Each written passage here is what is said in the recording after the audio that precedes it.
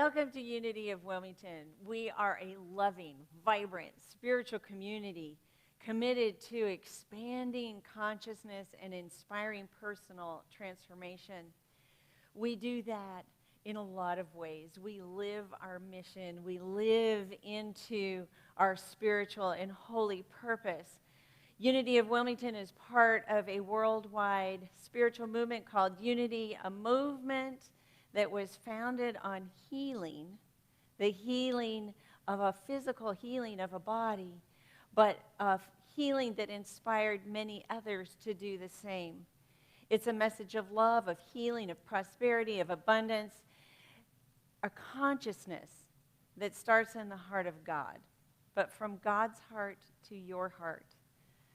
From God's heart to your heart, we soon have a community of hearts that are committed to expanding consciousness and inspiring personal transformation. In spiritual community every Sunday, Unity of Wilmington begins with 3 very important truths about you. We use the powerful and practical spiritual tradition of affirmation, and we do that by adding our voice to these great truths. The first truth is that I am a beloved expression of God. And when I say I am, I'm not just referring to myself. Myself is Reverend Mindy Tucker, co-minister of Unity of Wilmington. I'm referring to the great I, the oneness I, the I that's in me, the I am that's in you. I am a beloved expression of God. Would you say that with me, please? I am a beloved expression of God. The second truth that we affirm on a Sunday morning is that we're here for a holy purpose. It's a purpose of healing. It's a purpose of reconciliation. It's a purpose of shining our light so brightly that we don't rely on walls or distance to remind us of our oneness with others. I am here for a holy purpose. Would you say that with me, please? I am here for a holy purpose. The third truth is that we're always in the right place at the right time right now because we're wherever we are by divine appointment. You are tuned in with Unity of Wilmington by divine appointment. You are in your right and perfect place. We are in our right and perfect place. We are always. There are no mistakes. There are no accidents. There is only divine order, and divine order and oneness has brought us together in this moment. So let's affirm I'm in the right place at the right time right now. Together, I'm in the right place at the right time right now. At Unity of Wilmington and in the Unity movement, we make these statements with integrity because we believe above and beyond all things that there's only one presence and one power. A presence and power we call God. So let's affirm Unity's statement of being together. It's right up here on the screen behind me. There is only one presence and one power, active in the universe and in my life, God, the good omnipotence. And with that echoing in our mind and hearts, we come into a time of prayer. A time of remembering our own divinity, of shimmering in the places of truth, of vibrating and pulsating with aliveness. A time of faith, a time of courage, a time of strength, a time to affirm our capacity for endurance. We are one with divine love in this moment and always. And so it is. Amen.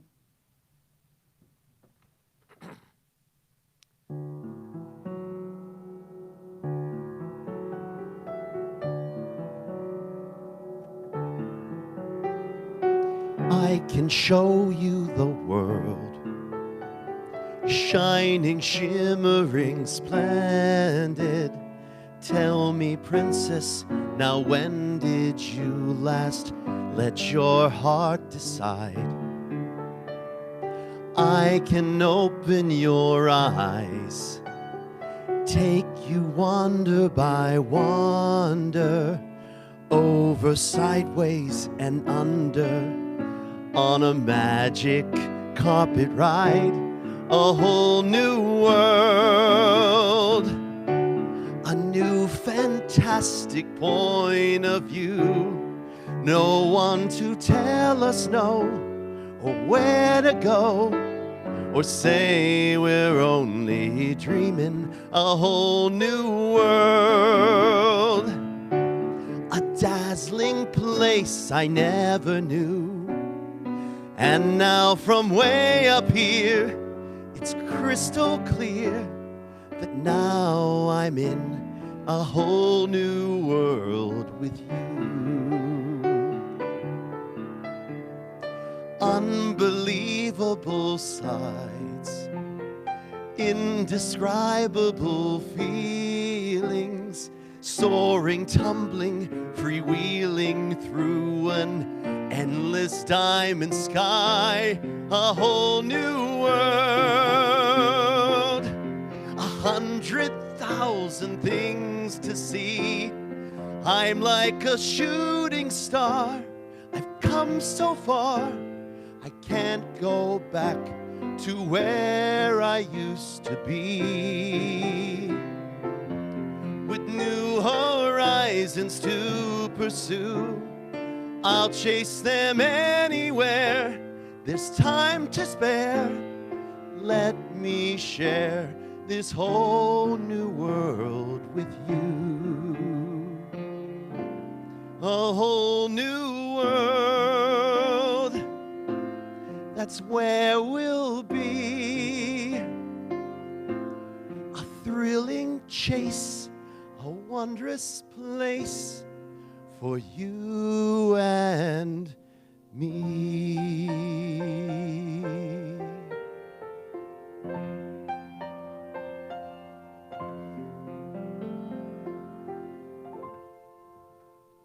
Brent, thank you so much. Thank you so much.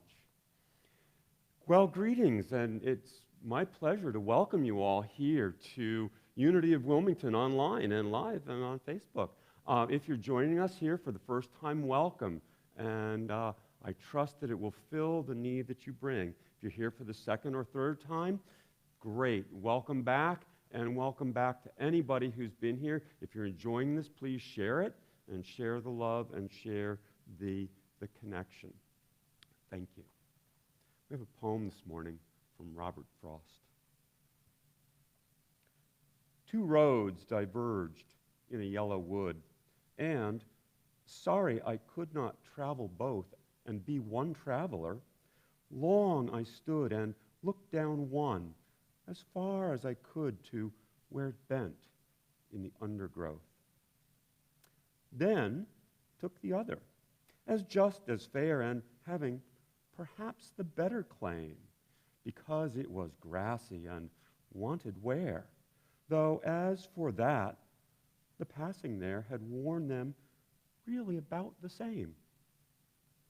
And both that morning equally lay in leaves, no step had trodden black.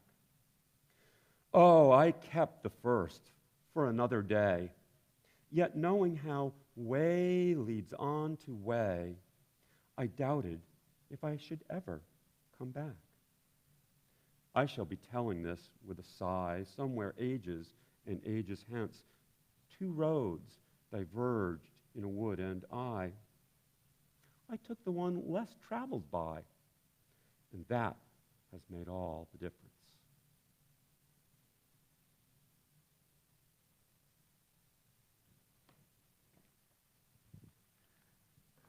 What's next? It's a big question. And any of you who know me, who've heard me speak before, when I talk about questions, will remember that I often say it's the questions that move us forward. It's a big question. So I'm going to invite you with me right now to simply ask that question, what's next? Take a breath when you ask it. And now ask it in a way that promotes wonder for you. One of the best ways to begin to promote wonder in our brain is to say, H-M-M-M-M-M-M-M, because it opens those facets in the brain that are connected to our curiosity. So, what's next? What's next for me? What's next for our world? I believe the answer is it depends on what we create. What will we create? We've been living in a world that's very different for the last month. It was approximately a month ago that we shut the building of the church down, and we have begun to look at how do we stay connected? How do we be the church when we cannot come to the building?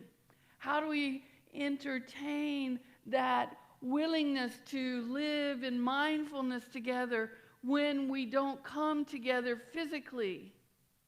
This is the beauty of our teachings. This is the beauty of what I believe is one of the core teachings, is that we are one with the divine and we are one with each other. And in our oneness, we can find ways in our mind, in our hearts, to come together so that the very fact that we don't come into a building doesn't matter. What matters is what we create as we bring our hearts together. What matters is how we move forward in the midst of chaos, in the midst of fear, in the midst of what's true. What I see over and over and what I hear from the people that I talk to on the telephone is, I don't know what to believe. I don't know what's true. One of the next pieces of our principle that assists us in living in this unknown is we can always return to the truth that is in our hearts. Coming home to our hearts. Coming home to what we do know, and in our mind and in our imagination begin to create what we want to be known. We've been called into a time of relaxation. For some, unless you're an essential worker and you might have ramped up your life, we've been called into a time of reflection. We've been called into a time of what I think about as rebooting. How will we use this very precious time? What will we do with it? We have options. We have possibilities. We have choices. But we have to know that we have those choices in order to move forward. And one of the best ways to come back into the knowing of our choices is to come back to our spiritual practices, our spiritual principles. A man named Roger Walsh wrote a book called Essential Spirituality, and I brought a quote today for you from his book. What he says is, within ourselves we find our deepest self, our true self. A self with a capital S is that true self. And recognize that we are not only more than we imagined, but more than we can imagine. Now, a part of me was a little bit like, oh, what do you mean more than we can imagine? But as I began to think about what that means, I'm more than I can imagine. I believe that I'm divine in nature. And I also believe that that divinity is greater than I can actually imagine. And that the moment I put a definition on that divinity, mine or yours or the world's, then I have limited it. So when I'm willing to open up to the unknown, when I'm willing to open up that there's more than I can imagine, I'm being called with my spiritual practice to open up to more, and to open up to more, and to open up to more. Each day, learning new ways to connect. I was doing some shopping, essential shopping, the other day, and I walked past a woman, and she had a mask on, and we made eye contact, and she said, I'm smiling behind my mask. And I stopped, and I took a breath, and I said, I can tell from the eyes. Your eyes are smiling. And we had just a brief moment of connection. And as I started to walk away, I said to her, I'm happy to know you're smiling, even if it's behind the mask. And she looked at me, and her eyes lit up a little bit more, And she said, I'm happy to know you're happy. So we had this moment. I don't know her. I'll probably never see her again. But we had this moment of connection. And when we choose that connection to open our hearts, when we choose to look for ways that we can find what we need, what we want, what we would like to create in the midst of the unknown that's happening within us and around us, we have our through line. And I believe that it begins with our spiritual practices. All of the different religions, their teachers recognize that life is both difficult and has difficulty within it, and life is also joy, because our divine nature is joyful. But life can be difficult. The early Christians, the two factors that, in the early Israelites, the two factors that they worked with most often was debt, because if they got in debt, they could lose their land, they could lose their well-being, they could end up as indentured servants. So debt was a big deal. The other thing was bread, having enough food to eat. Those were big deals for them. So Jesus knew in his teachings that people around him often had these types of physical difficulties. We're just having different types of physical difficulties. And so Jesus understood difficulty, and he also understood joy.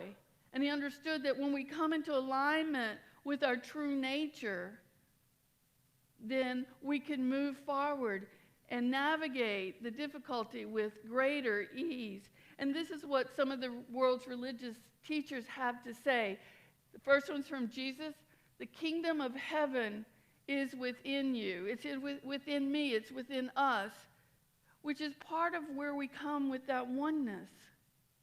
That as we tune in, as we begin to understand ourselves, as we begin to experience that oneness, it's much easier to then, in whatever spiritual practice, to hope in our hearts and to begin to remember what it's like to be physically in the presence of our friends and the family that we cannot be with.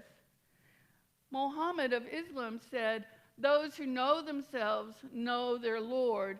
Now, in unity, we would translate that as the I am. We would also translate that as the principle. Those who know themselves know their principle. And we know our principles through our spiritual practices.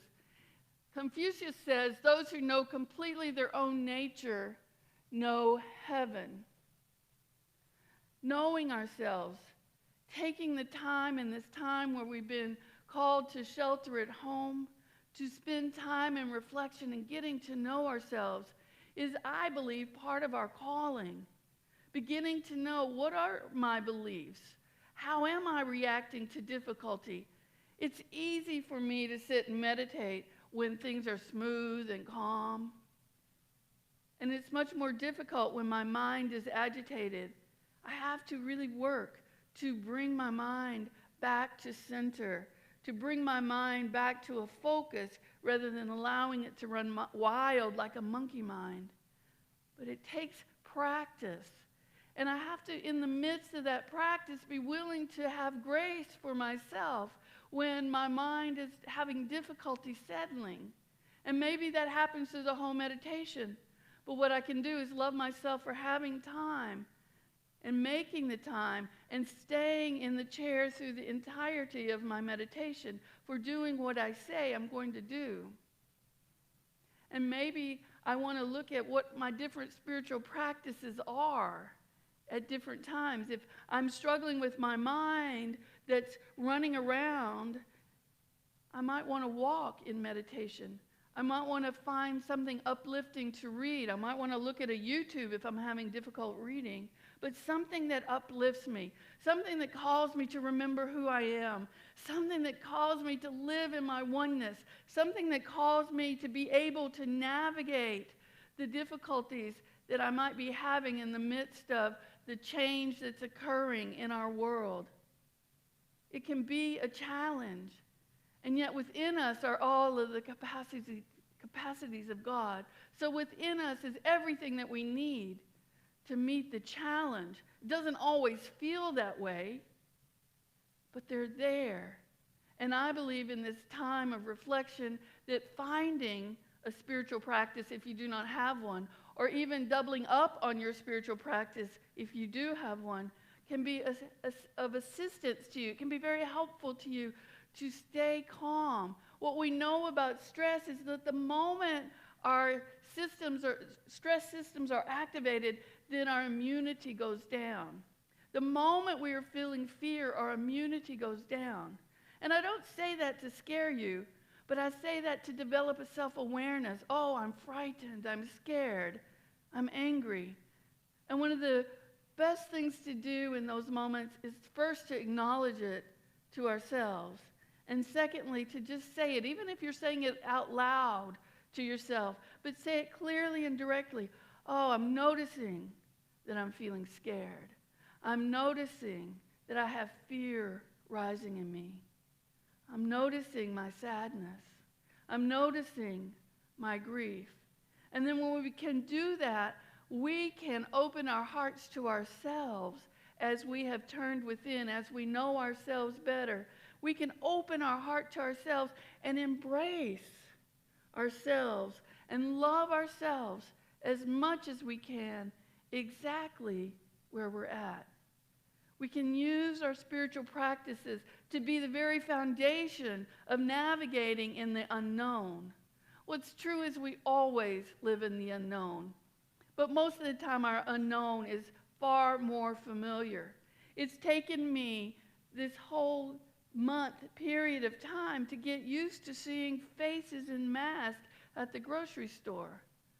And now it's becoming so commonplace that people will be in the parking lot selling masks for $5. So you can buy a mask before you go into the grocery store if you don't have one. It's an oddity to think about. We're living in different times than I've ever lived in, and I've lived on this planet for a long time.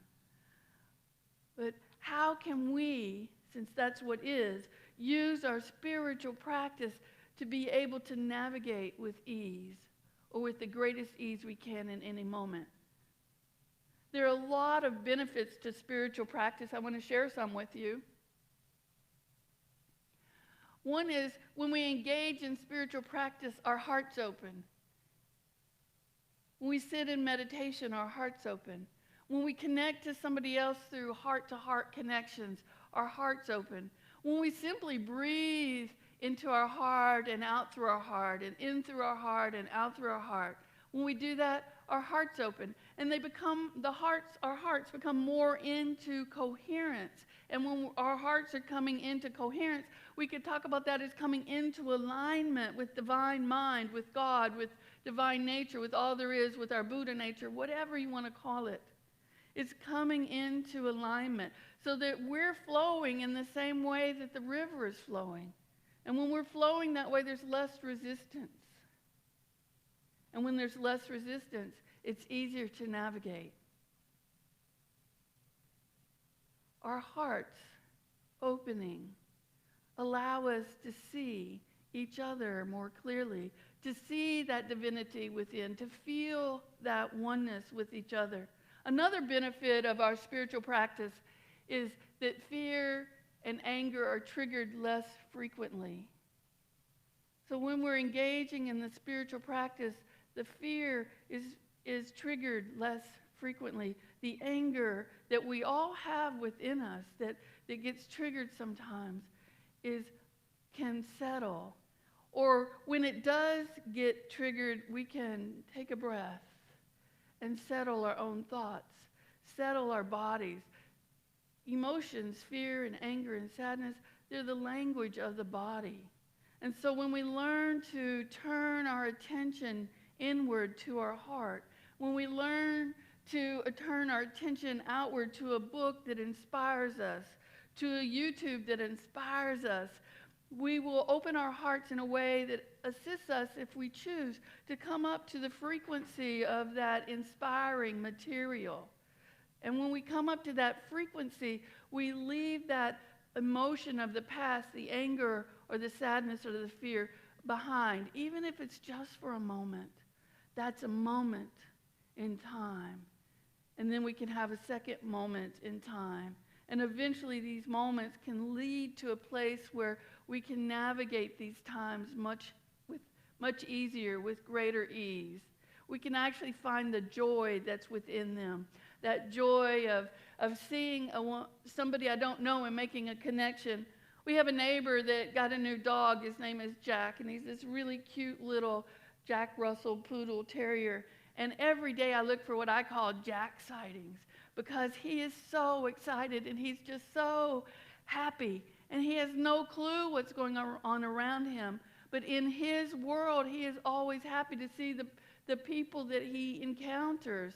And so it's a joy for me to watch his joy. And when I observe his joy, I feel joy myself, because when I allow my heart to be open and to see his joy, I can raise my frequency to having that moment of joy in the midst of what's happening around us. So that what's happening within me does not have to match what's happening around me. Another benefit is our happiness and joy expand. Our love blossoms. When we are willing to turn within, to have self-knowledge, to know ourselves, to get to know our beliefs and say, oh, do I want to hang on to this? Do I want to be afraid? Do I want to be sad? Do I want to be angry? Well, that's what I'm feeling right now. And am I willing to let it go, even if just for a moment, knowing I can always pick it back up, knowing that there's going to be something in my world that's going to bring that forth for me. And there's nothing wrong with those feelings. We want to see them. We want to navigate them. We want to move through them. We can take a breath. We can move. We can dance. We can look at a dance party on YouTube, or we can look at a dance party on Facebook.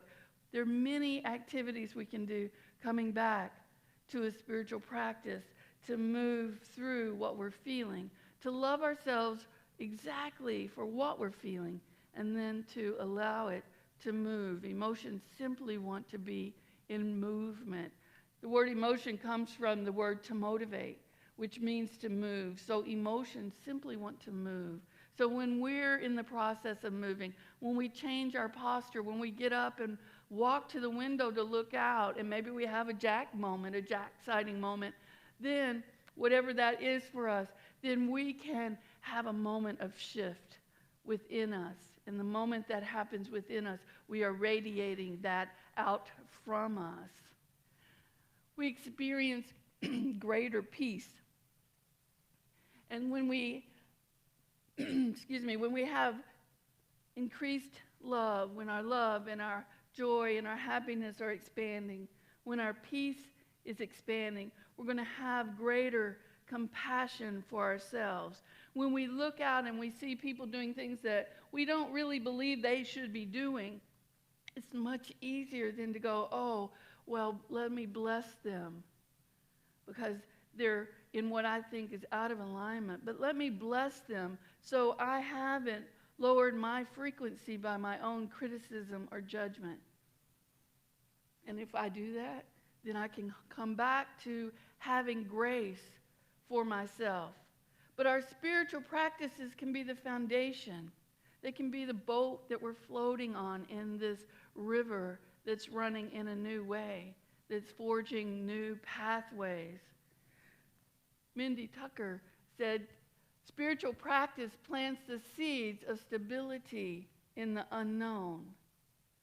So when we're engaging daily in our spiritual practice, we're planting those seeds to be able to navigate the unknown. We're planting the seeds to be able to call forth from within us more than we could have imagined, because it's already there. It's there in our divinity. It's there in our oneness. It's there in our divine nature. It's there in all the capacities and the powers and the faculties that we have. It's up to us during this time of reflection and rebooting to explore. And I would invite you to have fun exploring. Try some new meditation practices. Try some new books to read. There's plenty online. try some new ideas on and see what they feel like. Do things in a new way.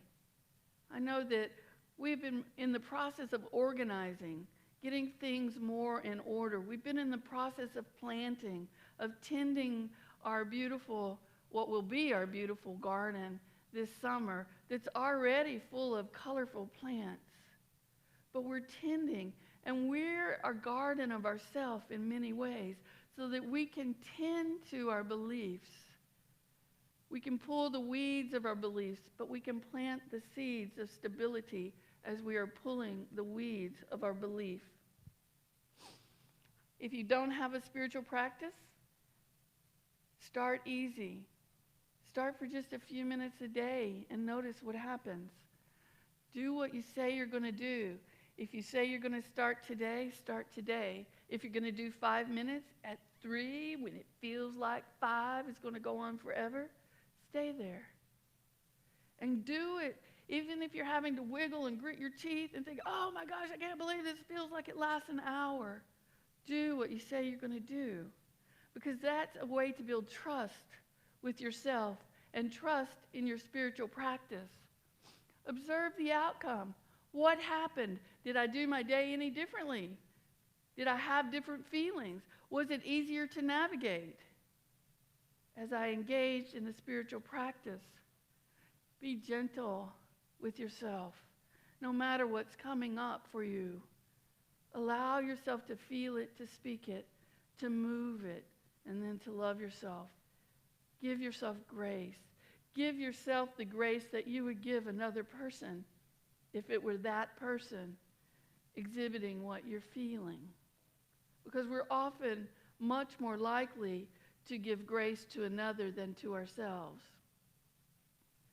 So put your hand on your heart for a moment and just allow yourself to feel.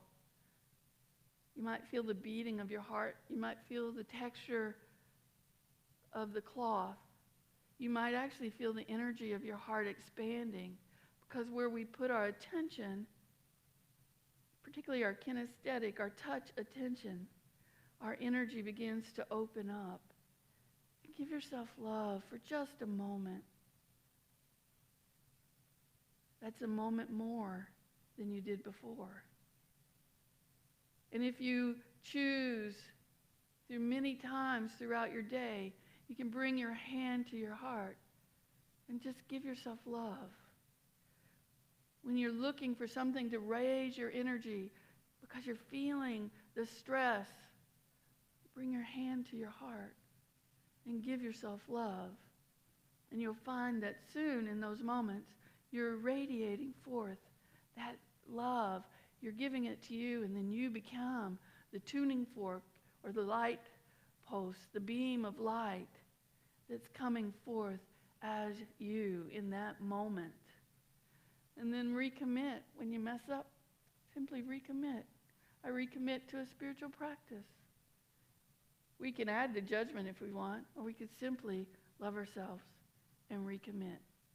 Love ourselves and recommit.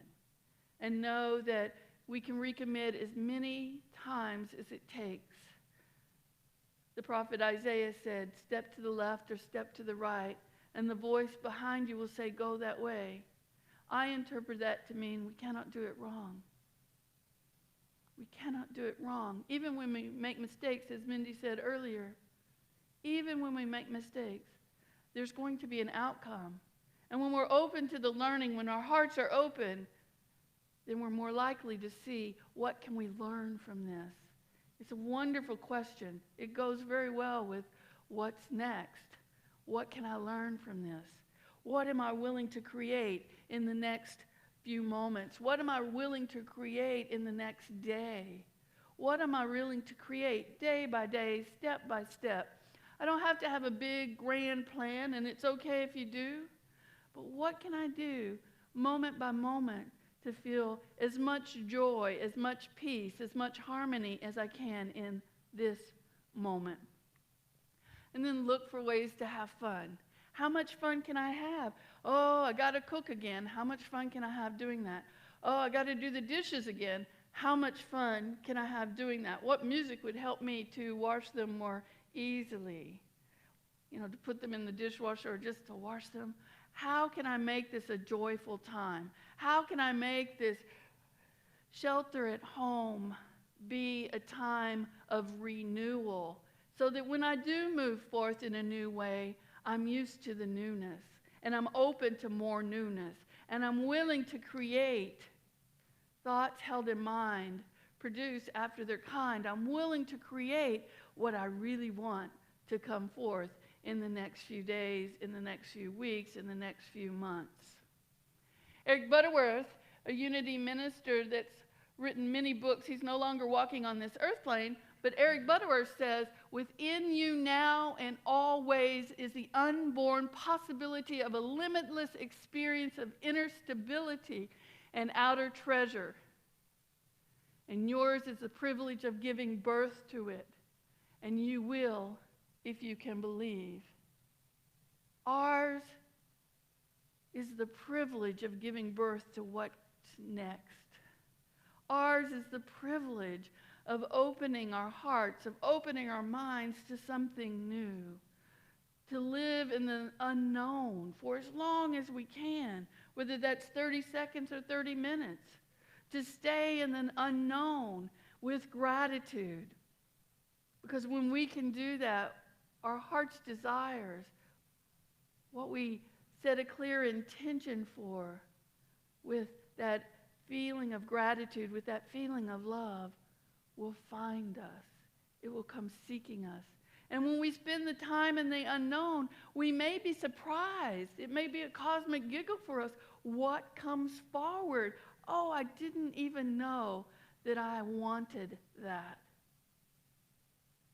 So over the course of these days, as we're reflecting, as we're rebooting, as we're learning how to renew ourselves, what's next? What do I want to create? And am I willing to do the action step to create it? I have an affirmation for us.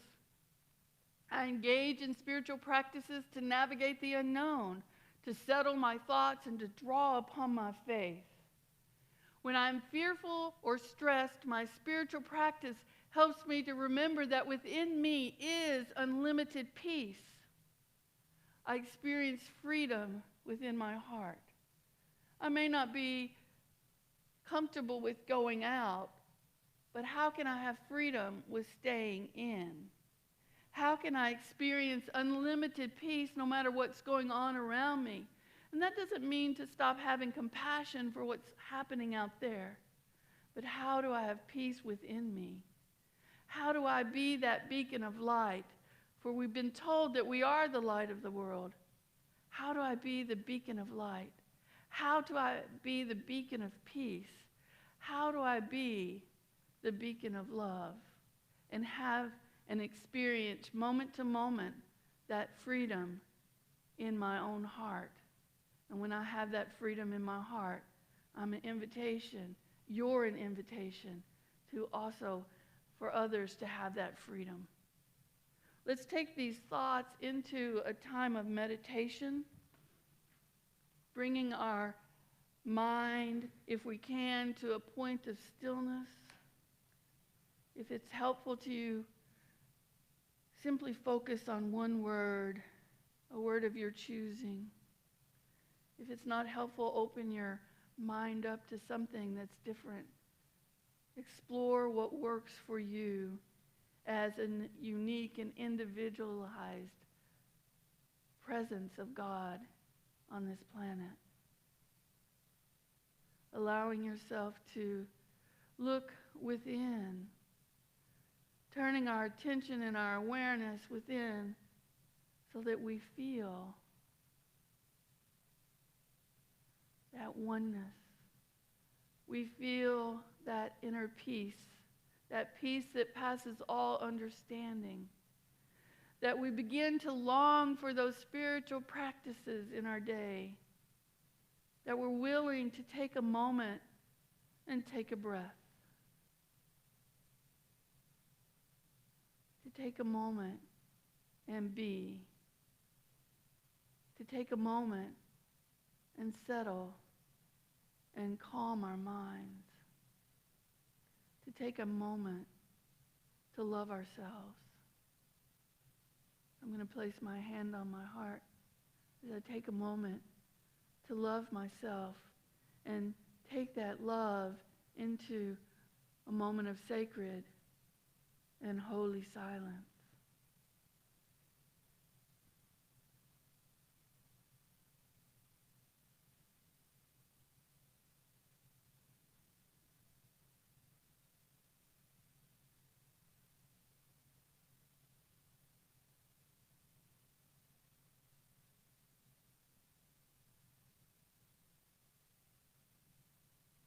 As I engage in my spiritual practice, I begin to touch the sacred within me. As I touch the sacred within me, I begin to see the sacred that's outside of me.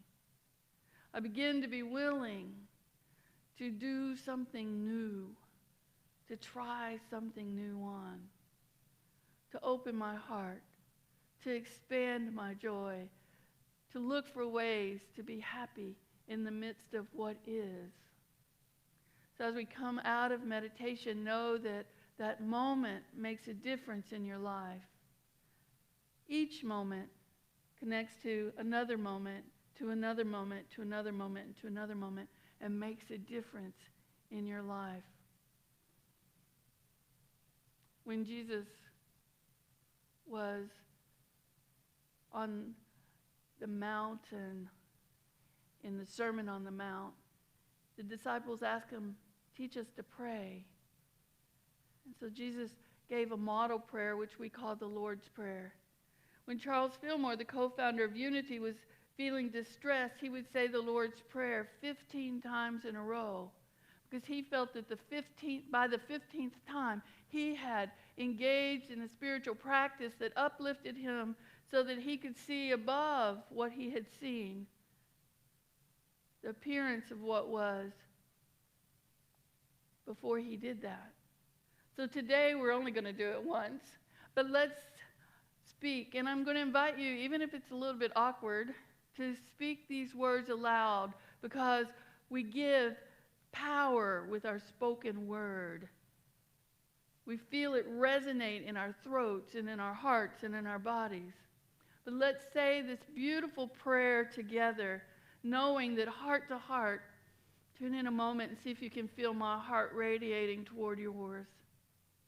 I can feel your heart. Let's say this beautiful prayer together. Father, Mother, birther and breath of all, create a space inside us and fill it with your presence. Let oneness now prevail. Your one desire now moves through ours as energy fills all forms. Give us this day our physical and spiritual nourishment. Untangle the knots of error that bind us as we release others. Don't let appearances make us forgetful of the source, but free us to act appropriately. From you, age to age, flow the glorious harmonies of life. May these statements be fertile ground from which our future grow. Amen and amen. May these statements be fertile ground, that place where we plant the seeds of our spiritual practice. One of the spiritual practices that we engage in at Unity of Wilmington is the practice of tithing. So I want to give thanks in advance for your generosity, for the gifts of your tithes, the gifts of your offerings. But I'm going to invite you, don't do it so much for us. We're thankful. Please hear that. But do it for you, because generosity, giving to the places that we've been spiritually nourished, is a spiritual practice. So wherever you're giving, give with love, give with joy. The Bible teaches that God loves a joyful giver. It's actually hilarious. So God loves one who gives with great hilarity, who gives with great joy, who gives like, oh, I can't wait to give today. In whatever way you give. So we're going to say our affirmation. Divine love through me blesses and multiplies all that I am, all that I give, and all that I receive. And so it is.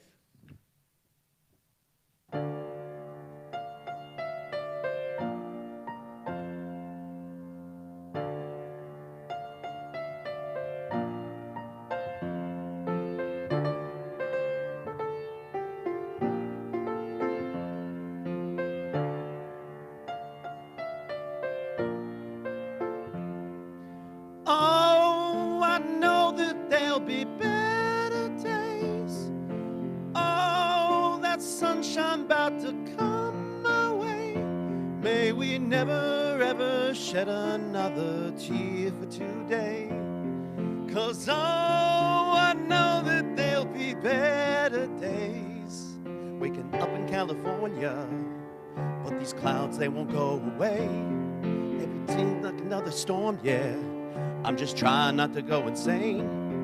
Oh, the city's shining so bright, so many dark nights, so many dark days. But every time I feel the paranoia, I close my eyes and I pray. Oh, I know that there'll be better days. Oh, that sunshine about to come my way. May we never ever shed another tear for today. 'Cause oh, I know that there'll be better days. Waking up to a new year, got the past million miles away. Waking up to a new fear, but in time it'll wash away. Whatever you do, don't worry about me, I'm thinking about you. Don't worry about us, 'cause in the morning everything can change, yeah. And time will show you it does. Oh, I know that there'll be better days. Oh, that sunshine about to come my way. May we never ever shed another tear for today. 'Cause oh, I know that there'll be better days. Better days. Better days.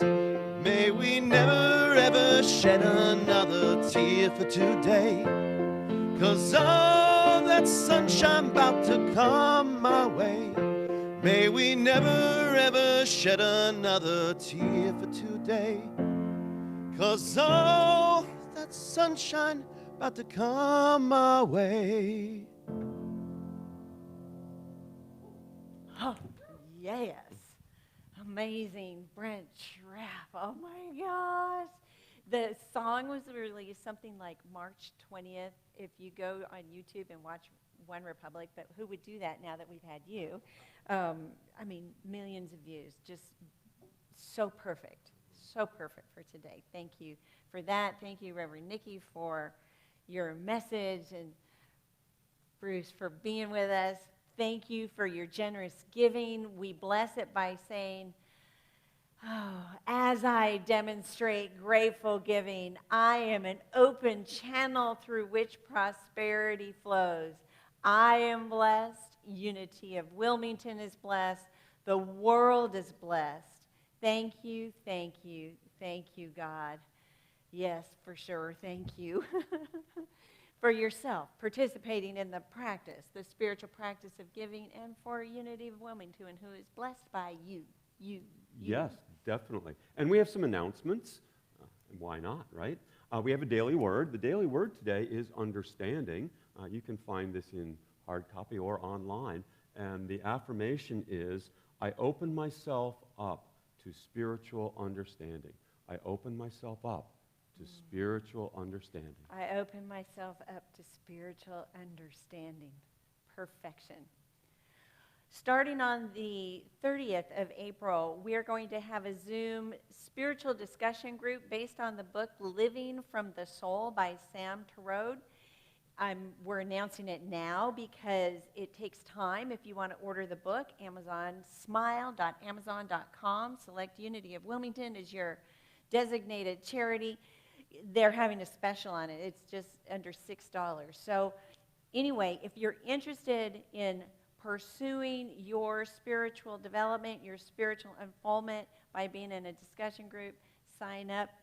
And we have one more. We have one more class, Zoom meditation on Thursday at 7. Email you, Reverend Mindy, to get further details on how to connect to that. Rev Mindy at unitywill.com. Perfect.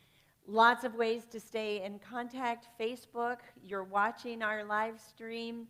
If you are moved, touched, or inspired, share it with your world so that more people can hear the powerful message that Unity has to share.